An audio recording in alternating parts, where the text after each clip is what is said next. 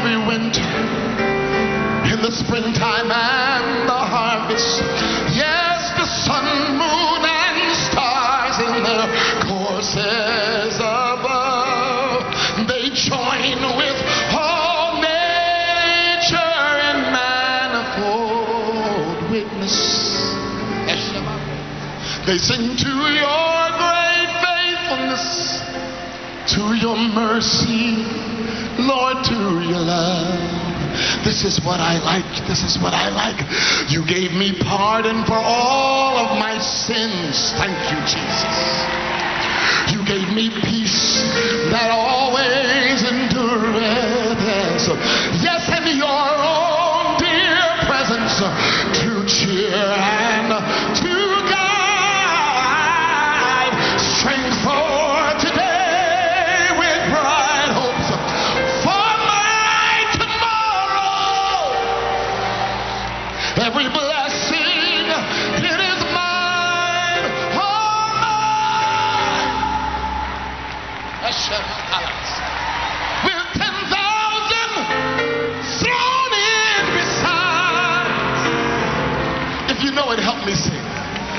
Great is thy faithfulness. Sing to the Lord. Great is thy faithfulness.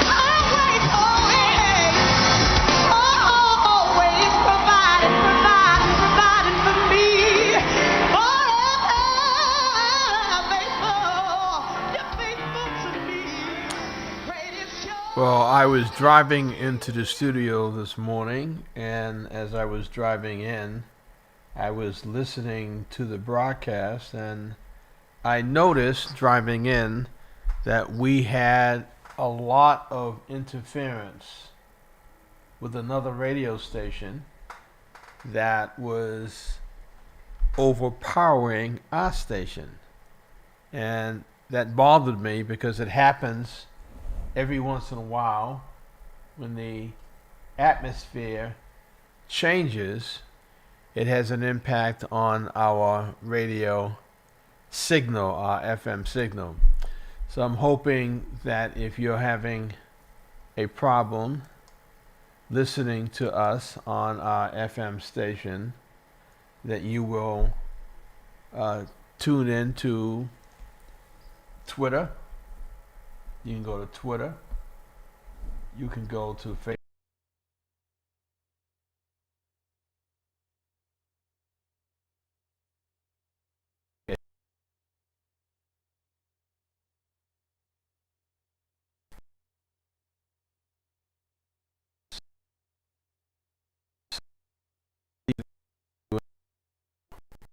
As an alternative. I'm trying to adjust the camera here in the studio because it doesn't want to adjust correctly. But we'll keep working on it until we get it where it needs to be. I'm Pastor Bruce Wall, and you are listening to Morning Inspiration. And this morning, I want to talk about an event that we're having here at the church. I'm going to keep talking about it until the event takes place and everything is over. Yesterday, I received a telephone call from the Boston Police. And I received a call because they wanted to warn me that there was an active shooter in Carbon Square. And the active shooter was supposed to have been in the vicinity of the church. And so the Boston police wanted to make sure that we were safe at the church, and so they called to warn us. It's amazing. We didn't have anybody at the studio yesterday. Everything was running on automation. But when I was driving in Hyde Park yesterday, I looked up and I saw a helicopter up in the sky. And I said to myself, when I saw the helicopter just moving around the city, I knew that it was crime related, and I knew that something was taking place in my town. And so I want to thank the Boston Police for being vigilant enough to say, we're going to call the church because the active shooter is in the vicinity of the church, and we want to make sure that everybody is safe in that institution. So I appreciate the fact that the Boston Police are not only looking out for Global Ministries Christian Church, but the Boston Police, that they're looking out for, on behalf of many other institutions here in Carbon Square. I'm sure other telephone calls were made to warn other entities, other businesses, other churches, the Carbon Square Health Center, the real estate representatives in this area, that phone calls were made to warn them that an active shooter was in the vicinity. I asked the police if they were able to apprehend this individual, and they said no, that the individual had gotten away. So, you know, you just never know from day to day what could happen, what did happen, what is going to happen in your city, in your neighborhood, in your home, around your church, around your business. We have to be not vigilant. We have to be clear in our thinking as to what it is that we will do if, in the event that somebody attacks us or threatens us or wants to harm us. What is our strategy? What are we going to do?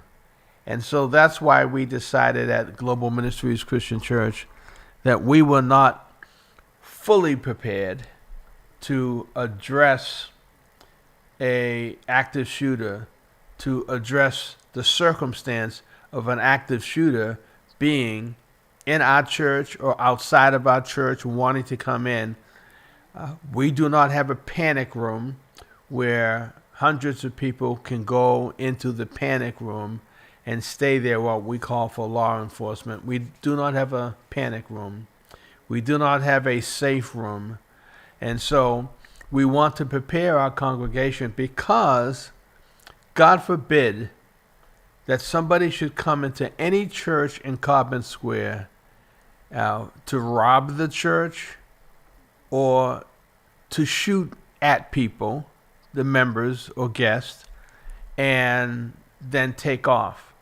Because a number of the stories of the shooters, a number of these shooters have actually died on the scene.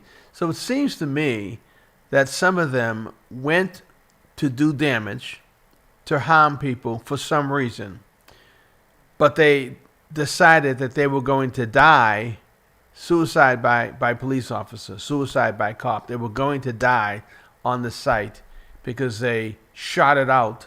They had a shootout with the police, and the police overpowered them and took them out. Or in some instances, the active shooter has taken their own life. So we're going to have an active shooter training here at Global Ministries Christian Church. The date has been set for June 10th at 12 p.m. It's a Saturday, June 10th at 12 p.m. Now, you can attend this event here at the church. You do not have to be a member of this church. We are inviting some pastors to come in.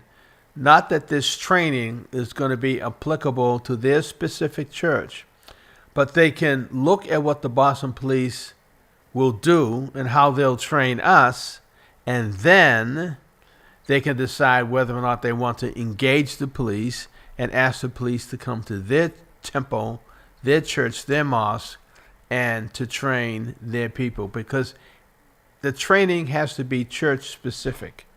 It has to be designed for a specific training, a specific church in the community. One training does not fit all, because every exit in churches are different. Every entrances are different. Some churches have cameras. Some churches have security details. Every church is different. There are some churches where the members are law enforcement officers and they carry their weapons with them. And there are some churches where they have a security team, and on that security team, they have people who are armed. Gone are the days in Boston where to hear that a pastor carries a weapon, carries a gun, a concealed gun, gone are the days when that should shock you. When I first started hearing about pastors carrying weapons, carrying a gun, is when I went south, and a family member of mine said that her husband had a gun, and to my amazement, she said that she had a gun. And then I heard that a number of the pastors down south proudly carried their weapons wherever they go. It's only when I came back home to Massachusetts that our laws are so restrict. But now we're at an age, we're at a day and a time when many people not only have weapons, but many people know how to use them. And so in many churches, the churches have people who are carrying their weapons. And the only concern that I would have is Yes, they know how to use them, but the question is not, do I know how to use it? The question is, do I know when to use a weapon? Because you could find yourself on the other side of the law trying to protect yourself and trying to protect the people in your church or in your business by shooting an assailant who was fleeing, and you pulled out your gun and shot at the person and shot them in the back. So there are so many legal loopholes or so many definitions that you have to understand as it relates to when you can use your weapon and when you should not use your weapon. And many people have pulled their weapons to defend themselves only to find out that they made a mistake. They shot the wrong person. They shot the person in the back. They just made a blunder, which ended up having them be now on the other side of the law. Today is the 1-year anniversary for the Uvalde shooting in Texas. And people are not celebrating, they're not using that word. They're remembering. There's a difference between celebrate and remembering. They're remembering what happened in their town when a number of children were murdered, and it took the police almost an hour before they breached the building and did anything about it. And so the families are having a time of remembrance, and the families are saying that people in the city want to move forward. People in the city want to move forward. And there are other people in the city who have had their loved ones taken from them. They are saying, we can't just move forward. There are still aspects of this active shooter, of what happened on that day, that needs to be unraveled, that needs to be unpacked, so we can truly understand what happened on that day. There was one mother who said, she asked the question, did my child die quickly, or did my child just bleed out because law enforcement and the other officials never breached the building to provide aid and support for these children? So that's why I'm making a big deal of this. And when I presented it to the people in our church, I didn't know what the response was going to be. I thought that maybe some people were going to say, that's too gruesome. Well, Pastor, we don't want to talk about that. We just want to clap our hands, and we just want to be uplifted. We wanted to be motivated. We came here with burdens and struggles in our hearts this morning, and we needed you to speak to us about what God has to say about that. And so I was concerned that some people would say, in a church, you want to have an active shooter training in the church. And to my surprise, the people applauded when I mentioned that we were going to have an active shooter training. And so the people in my church are ready. So I've got to make sure that there's one thing to be ready. There's another thing to take the day, Saturday, June 10th. I'm going to say it again. Saturday, June 10th. Take that day and set it aside. Do not let anything interrupt your day. Yes, a medical emergency, yes. Something major with your family, yes. But just feeling tired, being lazy, not wanting to leave your house, it's time for us to prioritize those things that are important not only to us, but those things that are important to society, to the people that we have a relationship with. And I'm hoping that we're going to be able to have pastors come in. I don't think there's going to be a whole lot of pastors coming in, but at least some pastors who are thinking the way that I'm thinking and saying, We need to do something to prepare our congregations.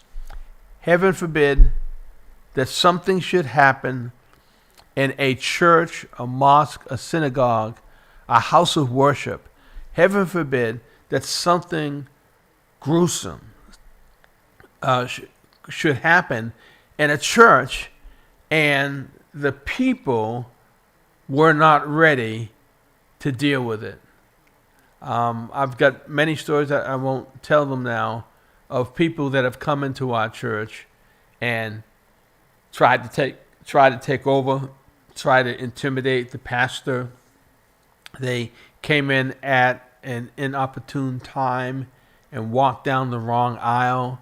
And I had a person come in one Sunday and he was upset with some of the men of the church, and he took his fingers and he used his hand as though his hand was a gun, and he pointed it at some of us, and he was, in essence, shooting at us with his hand. He was simulating that he had a gun, and he was shooting at us. And so we had to call the police to come because we didn't want this young person to be on the street doing this to other people who didn't care like we cared and find himself in trouble or hurt or even deceased. And so we have all experienced coming close to somebody trying to breach our church. I know of a pastor who stood at the back of his church, and when he was standing at the back of his church, a woman came up. She took a razor and sliced him on his face here in Boston many years ago. It has happened. When I was at 12th Baptist Church, a man came into the church, came in through the back of the church. The ushers could not contain him. He was yelling and screaming and he wanted to come to the pulpit. I went to the back to calm him down.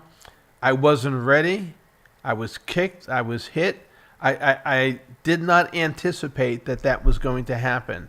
And I have not been punched, hit, slapped often, so I wasn't prepared to respond. And I had to say to the ushers in the back of the church, once we surrounded this person, you've got to take this person out. So it has happened. And I know it has happened in some of your churches. And the pastor should not be the only person to deal with the violence in the church. That's what we pay the pastor for. No, the pastor should make sure that everybody is safe by having a training in the church which will identify the men and women who should take action. We should have a training in the church that will keep the people safe. If a person came in with a weapon and started shooting at the pews, we've got to figure out which exit doors people should exit to, which doors they should leave the church from. We cannot wait until something happens to decide what are we going to do in the event that somebody comes in to do harm to the members of our church. I would hate to have guests here for the first time. Something happens and we act like A, we do not care about them. B, we do not have a plan for our safety or their safety. C, a visitor, a guest coming into the house of God, seeking help or seeking love and understanding, wanting to hear the word of God. They come in and they're hurt, they're shot, and they never leave. They die here at our church. It's not going to happen. We're not going to let that happen. Just a reminder yesterday that there was an active shooter in Carbon Square. That was a reminder yesterday that it's getting so close. You know, why God has placed this on my heart for us to do as a church, as if I do not have other things to focus on. God has placed this on my heart that his people, not just in this church, Global Ministries, but the church needs to be prepared in the event that an active shooter may come to your church to harm your people because they're delusional or they're hurting, and somebody could have hurt them in a church, but your church happens to be the convenient one, or your church is still here where maybe that person's church that they went to no longer exists. There are all kinds of reasons why people will choose your church, and it probably is the wrong church for them to go to and say, I want to, this is what some active shooters say, I want to die in this church. So I'm going to go in and hurt people, and I'm going to, this would be my last time doing something like this. I'm hurting, and I'm going to that church because that's where I want to die.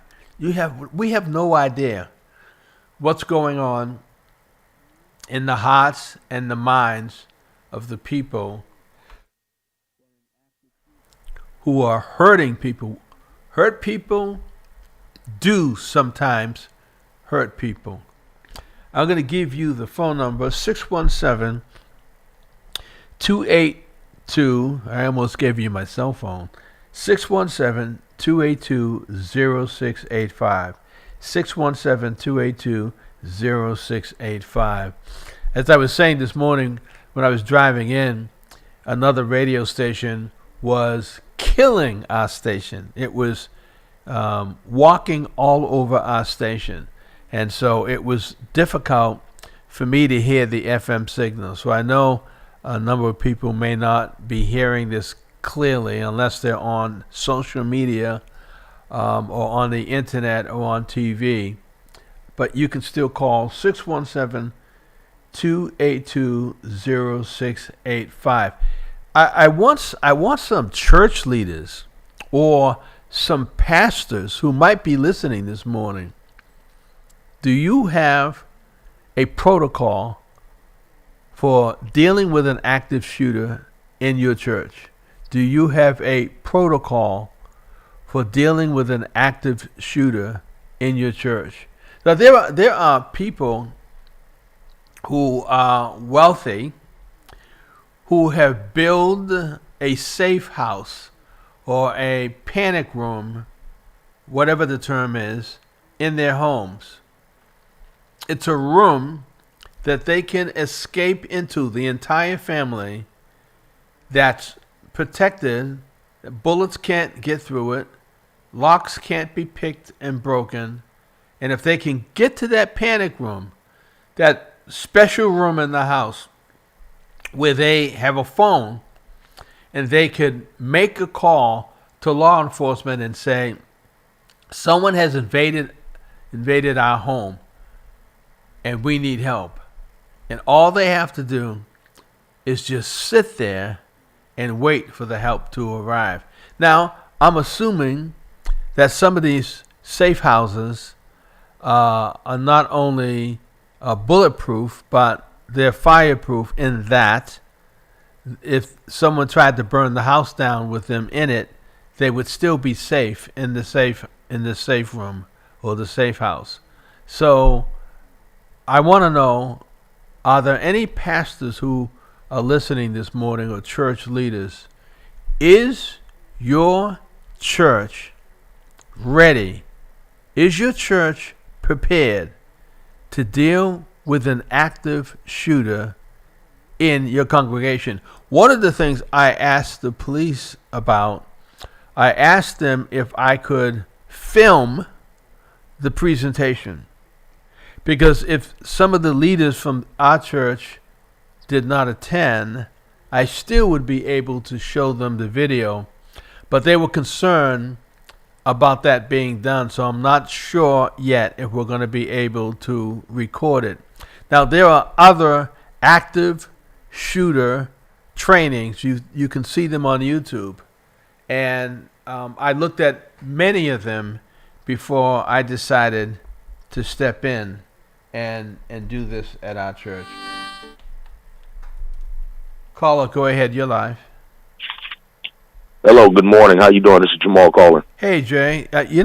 You have a Saturday broadcast. You have a 3-hour Saturday broadcast, and you also have a 1-hour.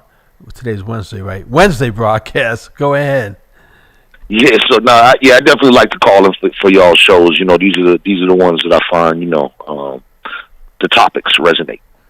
So, basically for you, with the active shooter thing, of course, what happened the other day, for those that are unaware, they're talking about the shooting that happened over there, like on Columbia Road, right? Yes, that's where it was. Yeah, over there by the Lila G. Frederick School, and then apparently the kid, or grown man, but younger than me, of course, took off on a scooter, right? And then they were chasing him, and they didn't know where he went. So that's why they might have gotten you the alert in your area if they had information that he had come that way or whatever. But I just want to put this perspective in. Because, a lot of us were dealing with a lot of new terminologies and stuff like this. So now when we say active shooter, we need to define, what that is.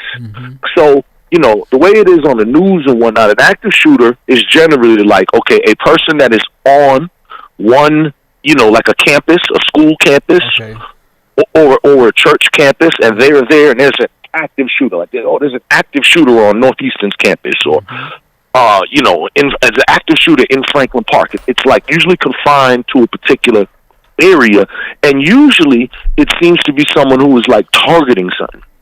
So if a person, a nut, came to your church, to do damage at your church, now you got an active shooter at your church. Right. That's here's the complication for ministers such as yourself who are in the hood.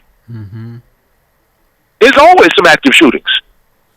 Right. Okay, so if you took your church, your address, and you plugged it into the computer and got the crime report for, let's say, I don't know, a quarter mile radius or half-mile radius around your church, and you went back for just 5 years, how many shootings you think you're going to find? You're going to find a lot of daily shootings. You're going to find. There you go. Daily, every day. There you go. Talbot Ave, Washington Street, you got Norfolk over there. Please. So the point is, for black churches, you're not at the, Lexington Church of Grace, right? So for folks like yourself who have churches in the middle of the hood, y'all are always dealing with shootings all around you. Now, granted, a lot of these happen when the church is closed, 2 in the morning or, 10 at night, whatever. But you live in an environment of shootings. Right. And lucky for you, you have not been targeted. So see how lucky you are that people generally do not come inside the church. And not for nothing, I haven't even heard of a church so much as a stained glass window got blown out with a stray bullet. I'm sure it might have happened. I just haven't heard of it. Right. So the active shooter thing, when you do your training, yes, train for that scenario where somebody comes there because they're pissed off with you or God or whatever it is, and they're coming with a set, focused purpose, right? But also there needs to be preparation for just the state of crazy that we just exist in every day. Right. And first aid training. What happens if y'all are leaving church and all of a sudden you hear bang bang? It's not a shooting when nobody's shooting you, but all of a sudden a young man collapses off a bike in front of your church. Well, who knows how to apply pressure to the wound? Right. We had a situation last summer where a car came up on the sidewalk and came up onto the front stairs of the church, and I think the person jumped out and ran. But those things happen also, and a lot of us aren't even prepared to deal with something like that. How do you address, as you said, how do you address the wound? What about the innocent person that was walking by when that car jumped the sidewalk and that person got hit? Are we ready to assist? Yeah, so things like that, you should have, and general safety. I don't know how many of your church folk are trained in CPR and things like that. I don't know if in there are y'all required? Do you have like a defibrillator kit and all that in there? No, we don't. We do not have that. And I know that this is not funny, that we had a situation and everyone said, get the first aid kit, get the first. Well, they finally found it, but it was almost empty because people have not replenished the kit from the many times that it was used. So all of that is a part of this training in speaking to the congregation. We need a couple first aid kits. People need to know where they are, and something needs to be on the inside of them. Yeah, absolutely. And I mean, not for nothing, people that so obviously you share the benefit of the friendship with Larry Ellison, so he's helping you with this active shooter training, and obviously through his experience as a Boston police officer, or detective rather. But also too, who may be helpful, you may want to reach out to the black firefighters as well, because they do trainings on fire safety, of course, but they also do the CPR, the other type of safety stuff as well. So, with that combination, and then the Red Cross as well, gee whiz, if you don't have the first aid kits, I'm sure you fixed that problem now. You got some new first aid kits, right? Yeah. Yeah, because you can pick them up at Walmart for like $5 or $10 each. Yeah. You spend $40 and put one in each corner of the building. What have you? But and then all staff, as you said, needs to know where these things are. Needs to know where fire extinguishers are, and make sure your fire extinguishers are full too. Every year they come and they check every single fire. It's mandated. Every single one has to be checked. I hope you use the black local company. I didn't. Something. I don't even know who we use that goes to the office, and I'll check that out. Is there a black company that does that? To your knowledge? It's called FCD. Okay. And they're right down, right across from Hibernian Hall, Nubian Square, right across from Hibernian Hall. That building right across the street that used to be the preschool and now has the African restaurant and all that. Right. They're right in that building. FCD. I'm glad. Thanks for telling me that. I didn't know that. Yep.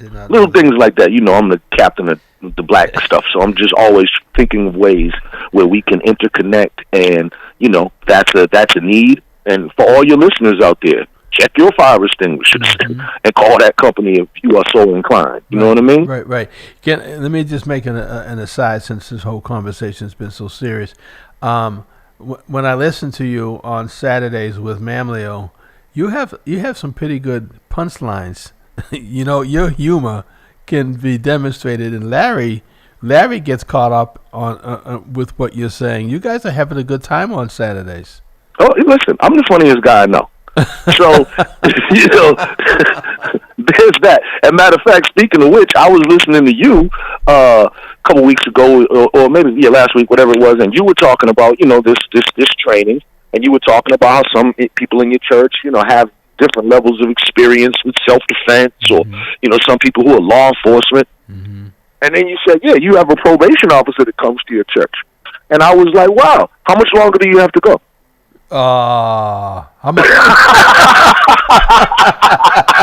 That's good. That's good. He comes and checks on me every week to make sure part of what they said. You have to preach. That's what you have to do. You guys, that's what you do. Making sure you're employed. Making sure you're really working. Yeah. But no, it is fun, and it's good to because we do talk about a lot of serious stuff, but it is also good to just laugh. And these are friendships. You know what I mean? And being at that the Mamleo banquet and whatnot, with a room full of cops and everybody having a good time and cutting up, and great to see Dr. Bradley with his wife, and seeing Ellison there and Eddie Crispin and all these officers that I know and have known for a while, and it really is good because it shows that from all walks of life. Let me use this biblical example. Remember when Jesus was started to pick his disciples and whatnot, right? Yeah. Everybody hates the tax collector, right? Yes. Yeah. But he took the tax collector anyway, right? And I feel like the cops are kind of like that tax collector in our society now. It's a profession that is now, by many people, not all people, but by many people it's kind of frowned upon, like, I don't like no cops. Yeah. That type of thing like that. And the whole profession has been stigmatized. Yeah. So I like things like this because it humanizes. Now, are there cops who are jerks? Absolutely. But, we need to celebrate the ones who are not jerks, Yes. right? Yes. The ones who are human and displaying their humanity and their fatherhood and their, friendship and all. So that's the type of stuff, I just like genuine people from whatever walk of life you're from. Mm-hmm.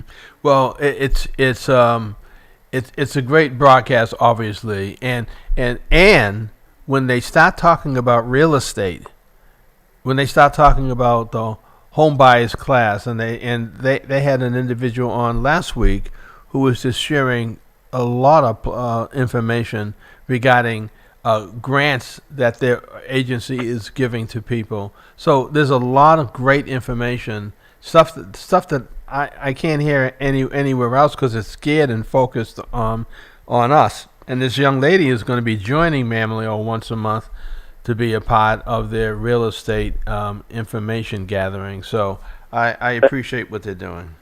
And that's another thing too, because for cops, and then it's a cop show. You're thinking that it's going to be all cop all the time, and that their only subject is going to be cops Right. and robbers and law enforcement and whatnot. But just because these people are cops, I mean, as I said before, like it ain't like they just landed from the planet Copatron. These people, might know they know how to fish, they know how to cook. Right. They're artists. They come from different places. They speak different languages. They have a vast set of interests because they're people too. Right. So to think of them as these one-dimensional, just RoboCop is, it's unfair. And the Mammaleo broadcast, and what is it? Are they the longest-running continuous show with you? I would say yes, they were before Louise. Louise has been with us since 2010. Mammaleo was with us when we were on the AM station, and we had a signal that we were broadcasting on. So yeah, they're one of the longest broadcasts with us. Right. So so I mean that really has just been a testament to like real community relationships between you and Mammaleo, myself. Think about all the callers who call in now, and they've become like, family, to a certain extent. Like, I don't know Dicko from a can of paint, right? Right. But now I know him, and then the other brother, our Latino brother, Yeah. Cliff? I forget his name. Cliff. There you go, Yeah. Cliff. Things like that. So we're developing relationships and having discussions that go well outside of the realm of cops, or for that matter. Yeah. Or even for you, some people hear Boston praise and they might be turned off because they're going to think it's just all Jesus, all gospel all the time. Yeah. But once again, people are not one-dimensional, and you got to give people a chance to show you who they are. Mm-hmm. Well, I appreciate that very much, and I appreciate the people that call in because they're giving the broadcasts and the shows a lift, giving their perspective, and sometimes pushing us to go deeper. Before I let you go, are you a sports enthusiast? Not really. No, I don't really care. I don't really care either. But I didn't watch the Celtics the other day, the game that they won. But I did look at it later on in the news, and I said, "Oh, so they did push back. They did have it in them."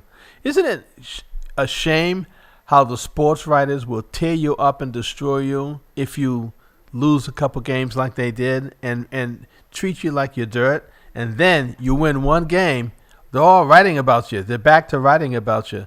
You can't let any of that impact you at all. You've got to do what you got to do for the sake of doing it, not because the sports writers are going to tear you up if you fail. You agree? And Yeah, absolutely. Same thing with politics. Same thing with, any form of leadership, community activism or whatever.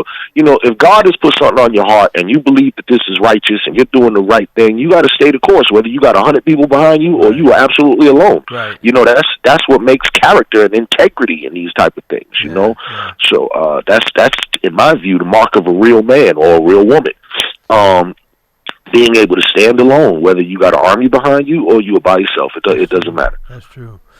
Well, thank you, Jamal. I'm getting ready for Sound Travels. It's coming in right now, and we will talk again. Okay, and let me know too if you want to go to a Celtics game now that there are more games. I can call somebody, get you some free tickets. Don't even start. I know where you're going. Goodbye. Later. Sound Travels is coming up in about 5 minutes, so we're going to transition from Morning Inspiration to Sound Travels, and I'm hoping that you have taken that date of June 10th, Saturday, June 10th, Saturday, June 10th. It's the Active Shooters Training here at Global Ministries Christian Church. We are going to be trained, and it will not be the only time that we do this. I'm going to take up Jamal's recommendations regarding CPR, recommendations regarding